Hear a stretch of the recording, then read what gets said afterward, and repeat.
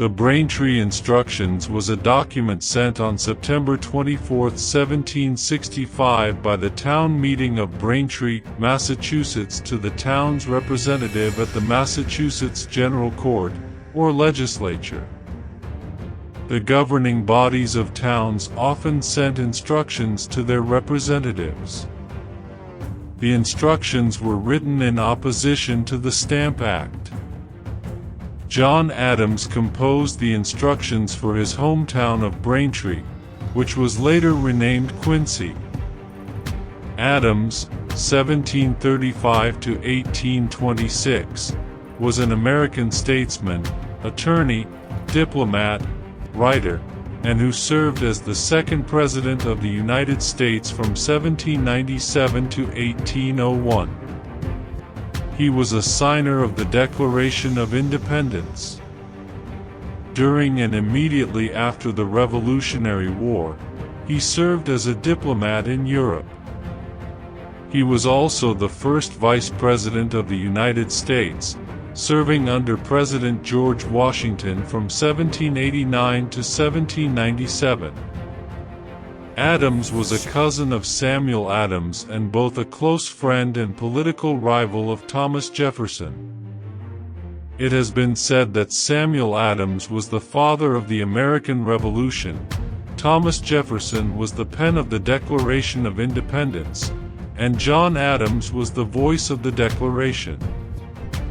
As a lawyer and political activist prior to the Revolution, Adams was dedicated to the right to counsel and presumption of innocence.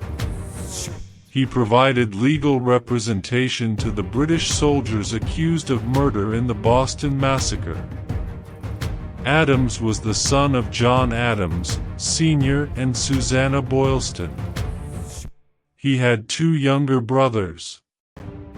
Though his father expected him to be a minister, he was at first undecided. In 1756, Adams began preparing for a career in law. In 1759 was admitted to the bar. In 1759, he was introduced to his distant cousin, 15-year-old Abigail Smith. They were married on October 25, 1764, and though often separated by duties during the Revolution, the two remained close. Abigail was John's best friend and most valued advisor. They were intellectual equals. The couple had 6 children: Abigail, called Nabby, John Quincy, Susanna, Charles, Thomas, and Elizabeth. Susanna died in infancy. Elizabeth was stillborn. Nabby died of breast cancer as an adult. All 3 of Adams's sons became lawyers.